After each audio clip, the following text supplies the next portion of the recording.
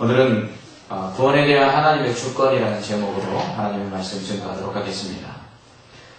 1912년 4월 12일 당시 세계 최대 포화력이었던 타이타닉호는 천여항해 나흘 만에 대서양에서 빙산과 충돌하여 침몰하고 말았습니다.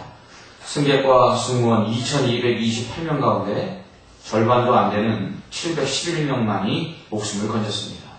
이 역사적인 사실을 근거로 하여 만들어진 영화가 바로 그 유명한 타이타닉호입니다.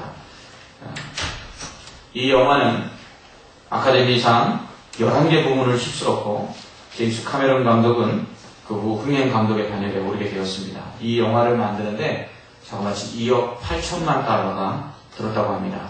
이 2억 8천만 달러의 제작비면요, 우리나라 영화 보통 만드는 제작비에 300편을 만드는 돈이라고 합니다. 지금까지 역사상 가장 최고의 영화 제작비가 들었다는 기록이 있습니다. 멕시코 해변에 실물 크기의 타이타닉호와 이 배를 빠뜨릴 만한 세계에서 가장 큰 물탱크를 짓는 데만 26개월이 걸렸다고 합니다. 이렇게 만들어진 영화는 또한 엄청난 흥행 성적을 거두며 많은 수익을 거두었습니다. 영화에서는 배가 침몰하는 장면이 정말 실제처럼 느껴질 만큼 사실적으로 묘사되어 있는데요. 실제로 타이타닉호가 침몰할 때 아비규환의 무도회장, 어렵장 같은 바다에 1,500여 명이 익사했습니다. 그러나 침몰 당시 2,200명의 승객 중 700여 명의 생명이라도 구할 수 있었던 것은 선장의 희생 정신 때문이라고 말합니다.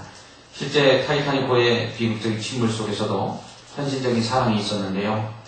최후의 순간 아내만 구명보트를 타게 하자 죽더라도 같이 죽겠다 하며 배에 남았던 뉴욕 메이시 백화점 소유주 스트라우스 부부의 수메고는 영화 타이타닉호의 러브스토리의 원형이 되었습니다. 떠내려온 빙산에 부딪혀 선체 60m의 구멍이 나 삽시간에 선실이 물로 잠길 때 구명보트는 1,000명밖에 탈 수 없었습니다. 선장은 맨 먼저 부녀자를 태워보냈고요. 그 다음 얼마 남지 않은 삶을 이렇게 마치게 할 수 없다 해서 노인을 태워보냈고요.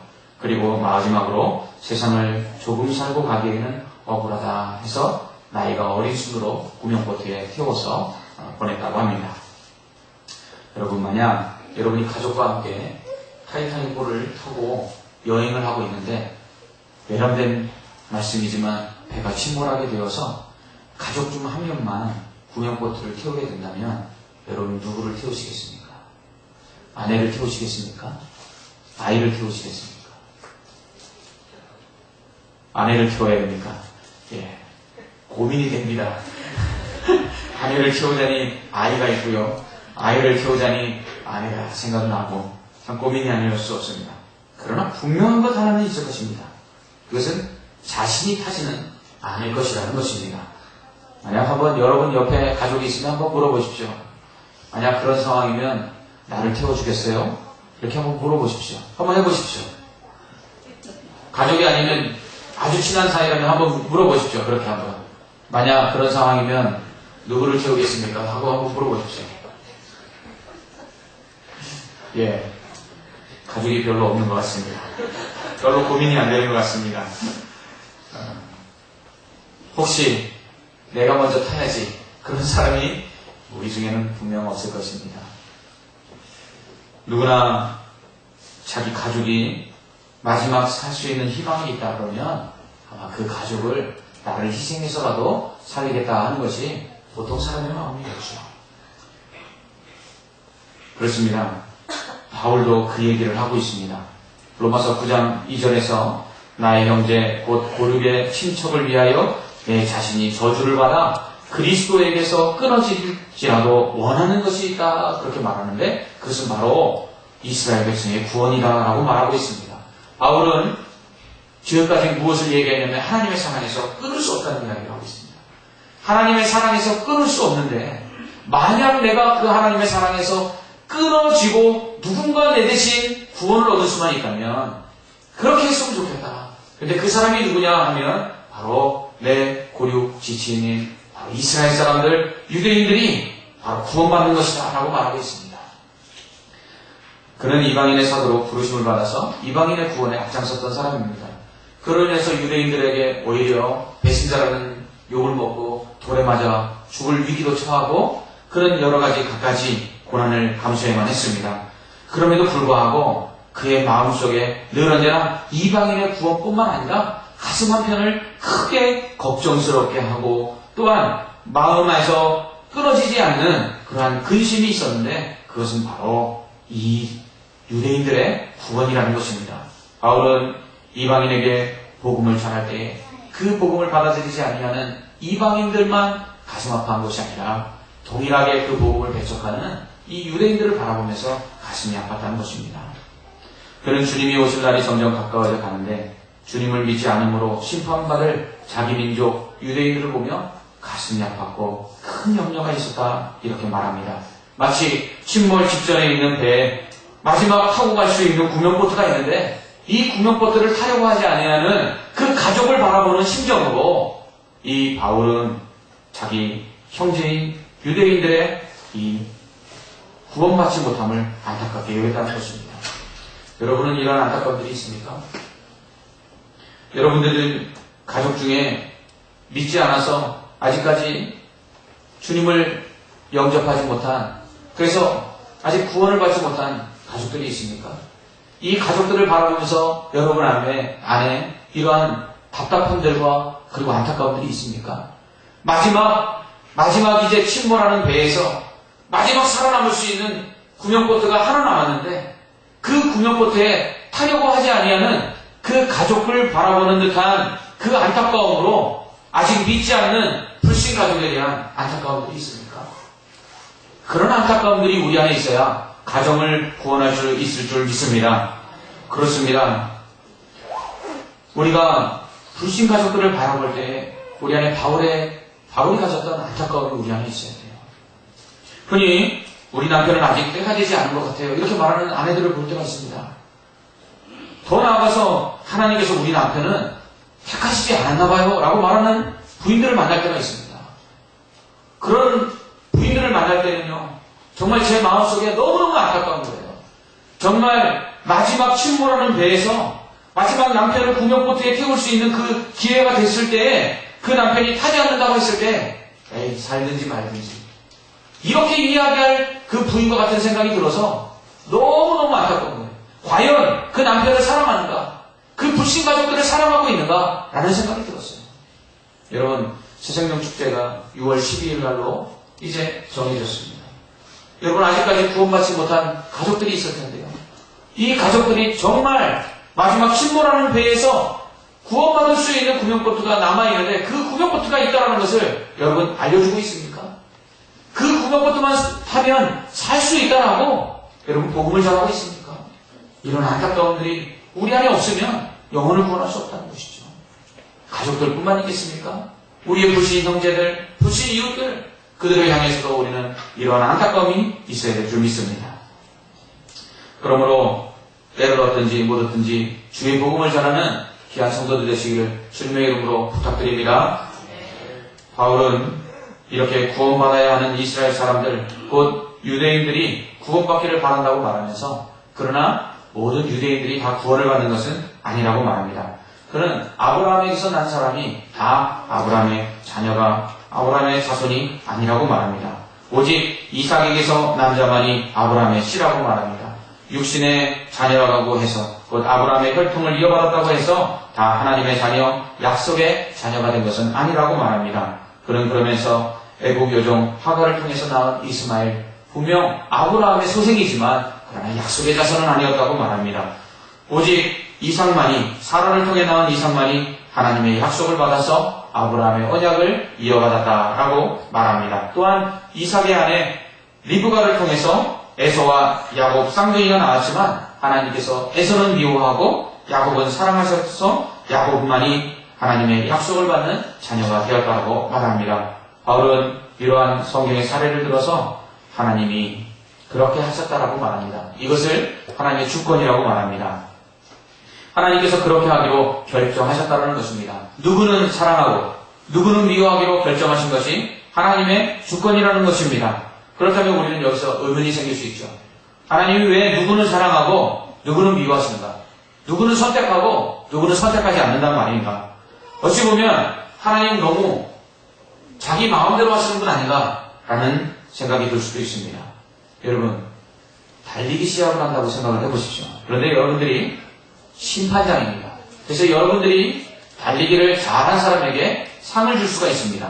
그런데 이 달리기는 특이하게 심판장 마음대로 상을 줄 수 있다는 것입니다. 선수들이 열심히 달리기를 했어요. 그래서 어떤 선수는 1등도 하고 2등도 하고 순서대로 들어와서 상받기를 기다리고 있는데, 그런데 여러분들이 심판장이 되어서 마음대로 줄 수 있다고 했을 때 여러분 누구에게 주시겠습니까? 여러분이 주고 싶은 대로 주는 것이죠. 들어온 순서대로 주고 싶으면 들어온 순서대로 줄 수 있고, 꼴등으로 들어온 사람이 불쌍하면 꼴등으로 들어온 사람부터 줄 수도 있습니다. 그런데 이 시상의 규칙이 오직 상을 심판장 마음대로 줄 수 있다는 규칙이라면 여기에 대해서 상을 받은 사람이나 받지 못한 사람이 왜 상을 이렇게 줍니까? 라고 말할 수 있습니까? 없습니까? 없다는 것입니다. 왜냐하면 상 주는 사람 마음이기 때문에 그렇습니다. 바울은 똑같이 이야기합니다. 16절을 보십시오. 그런즉 원하는 자로 말미암음도 아니요 다른 박제라는 자로 말미암음도 아니요 오직 긍휼히 여기시는 하나님으로 말미암음이니라. 아멘. 이처럼 상 받기를 원한다고 상 받는 건 아니고요, 달리기 잘했다고 상 받는 것 아니라는 것입니다. 오직 상은 하나님이 긍휼히 여기는 자에게 주신다는 것입니다. 여러분, 여기서 상을 구원으로 한번 바꿔보십시오. 구원은 열심히 살았다고 받는 것 아니고요, 구원은 자기가 구원받기를 원한다고 받는 것 아니라는 것입니다. 구원은 구원하시기 원하는 하나님이 구원받았으면 좋겠다라고 불쌍히 여기는 자가 구원받는다는 것입니다. 오직 구원은 하나님의 절대 주권 아래 있다라는 것입니다. 하나님은 온 세상을 만드셨습니다. 그리고 그 만드신 세상을 하나님 다스리십니다. 세상을 다스리시는 왕이 하나님이십니다. 그러므로 하나님이 하나님 마음대로 통치하시는 것이죠. 이렇게 말하면 하나님은 심술쟁이처럼 생각될 수 있습니다. 그렇다면 열심히 살 이유가 뭐가 있단 말인가? 하나님이 하나님 마음대로 하신다면 내가 하나님 뜻대로 살 이유가 무엇인가? 이렇게 말할 수 있습니다. 그렇지만 바울은 그러한 반문을 하는 자들에게 20절과 21절에서 이렇게 말씀합니다. 이 사람아, 내가 누구이기에 감히 하나님께 반문하느냐? 지음을 받은 물건이 지음받은 자에게 어찌 나를 이같이 만들었느냐 말하겠느냐? 토기장이가 진흙 한 덩어리로 하나는 귀 있을 그릇을 하나는 천 있을 그릇을 만들 권한이 없느냐?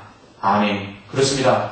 하나님은요, 토기장이라고 말하고 있습니다. 토기장이가 무엇입니까? 그릇을 만드는 사람입니다. 그릇을 만드는 사람이 똑같은 진흙 한 덩어리에서 어떤 그릇은 귀 있을 그릇을 만들고요, 어떤 그릇은 천 있을 그릇을 만드는 것입니다. 여러분, 이 그릇을 우리라고 생각해 보십시오.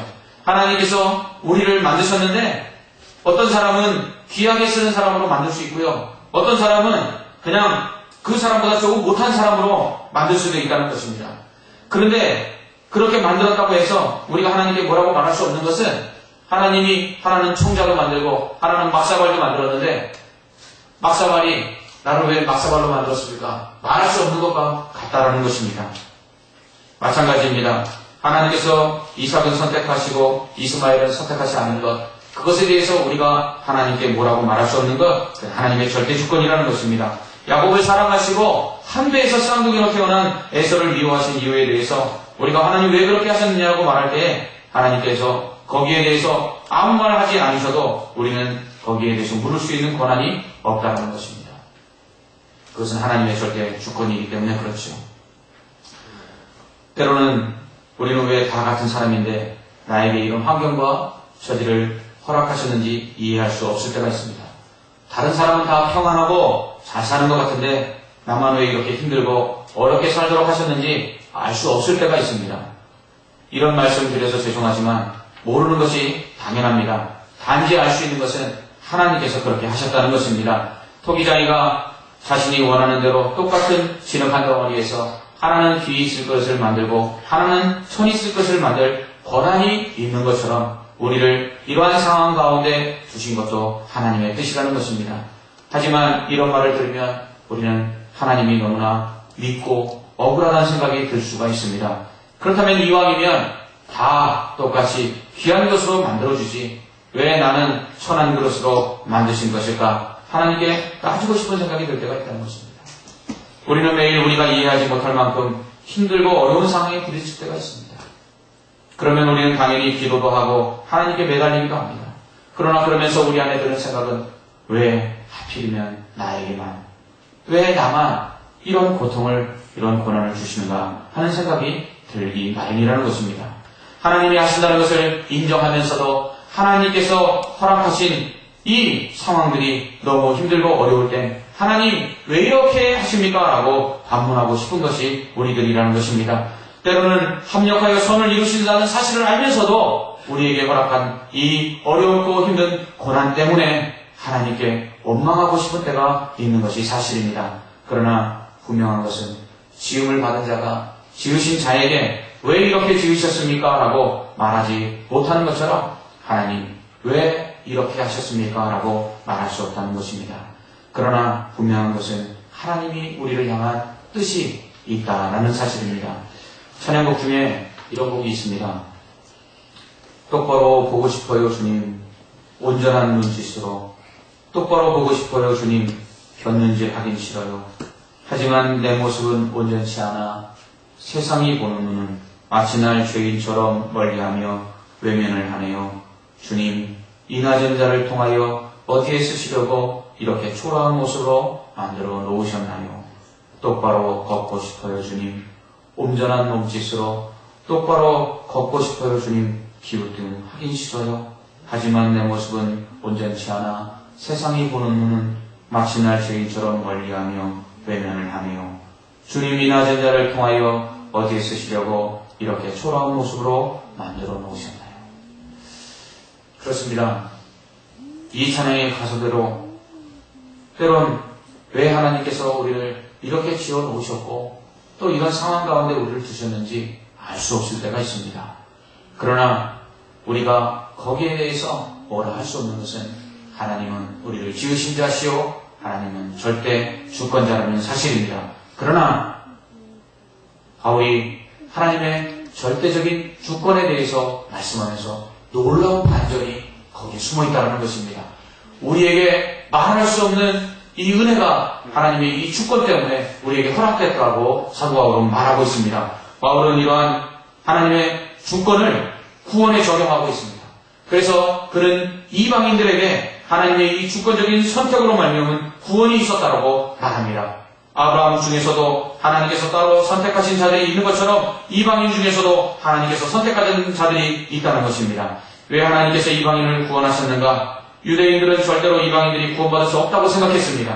심판의 날에 지옥불의 불쏘시개로 쓰기 위해서 지음받았다고 생각까지 했습니다. 그러나 바울은 그렇게 생각하지 않았습니다. 하나님께서 이방인들을 구원하시기 위하여 선택하셨고 그리고 창조하셨다고 말합니다. 왜입니까? 하나님이 그렇게 하기로 결정하셨다는 것입니다. 그는 호세아서의 말씀을 인용하여 25절과 26절에서 이렇게 말합니다. 내가 내 백성 아닌 자를 내 백성이라, 사랑하지 아니하는 자를 사랑한 자라 부르리라. 너희는 내 백성이 아니라 한 그곳에서 그들이 살아계신 하나님의 아들이라 일컬음을 받으리라. 아멘. 이렇게 말씀하고 있습니다. 그렇습니다.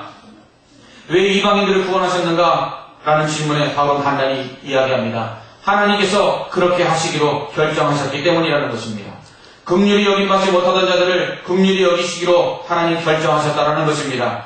이방인들에 대하여 심판의 날에 지옥불의 불쏘시개라고 생각할 정도로 그들을 천하게 여기었던 그 유대인들에게 왜 하나님께서 이방인들을 구원하셨는가라는 그 질문에 대하여 이방인들을 구원하시기로 하나님께서 그렇게 주권적으로 결정하셨다고 말하고 있습니다. 30절 이하에선 이렇게 말합니다. 그런즉 우리가 무슨 말하리요? 의를 따르지 아니한 이방인들이 의를 얻으리니 곧 믿음에서 난 의요, 의의 법을 따라간 이스라엘은 율법에 이르지 못하였으니 어찌 그러하냐? 이는 그들이 믿음을 의지하지 않고 행위를 의지함이라. 아멘. 바울은 9장 4절 5절에서 유대인들에서 이렇게 이야기합니다. 그들에게는 양자됨과 영광과 언약들과 율법을 세우신 것과 예배와 약속들이 있고 조상들도 그들의 것이요 육신으로 하면 그리스도가 그들에게 나셨으니 라고 말합니다. 그렇습니다. 유대인들이 우선권이 있었습니다. 유대인들은 하나님의 선택받은 민족이요 또 구원받은 백성이요, 그리고 하나님께서 그들에게 율법을 주셨고 할례를 주셨고, 그리고 그들에게서 결국 언약의 자손 예수 그리스도가 태어나 그들에게 구원의 우선권이 있었습니다. 그러므로 그들은 그들만 구원받는다고 생각했습니다. 이방인들은 하나님이 마치 이호한 에서처럼 생각했습니다. 이스마엘이라고 생각했습니다. 그러나 하나님께서 하나님의 백성 아니던 자들을 하나님의 백성 삼으셨고, 하나님이 긍휼히 여기지 않던 자들을 긍휼히 여기셨다는 것입니다. 왜입니까? 하나님께서 그렇게 선택하셨다는 것입니다. 하나님의 주권을 가지고 그렇게 선택하셨다는 것입니다. 이방인들은 율법도 없고 할례도 없고 약속도 없고 아브라함의 자손도 아니었고, 그리고 또한 하나님의 백성도 아니었습니다. 그런데 하나님께서 이제는 그들에게 믿음으로 말미암아 하나님의 자녀가 되는 권세를 주시고 하나님의 백성을 삼아주셔서 구원하셨습니다. 이것이 바로 구원에 대한 하나님의 주권적 선택의 반전이라는 것입니다. 처음에는 유대인들만 선택받은 줄 알았습니다. 처음에는 유대인들만이 귀한 그릇인 줄 알았습니다. 유대인들만이 구원받은 자로 알았습니다. 그러나 하나님께서는 이방인을 선택하셨습니다. 천이만 쓸 그릇이라고 생각했던 그 이방인들을 귀한 그릇으로 여겼습니다. 구원받지 못하였다라고 생각했던 그 백성들을 하나님께서 구원하실 백성으로 선택하셨다는 것입니다. 절대적인 주권을 가지고 그렇게 하신 것이죠. 이것을 우리에게 적용해 봅시다. 하나님, 왜 이렇게 기웃뚱거리는 몸으로 살게 하십니까? 하나님, 왜 이러한 절망의 고통 속에 나를 두셨습니까?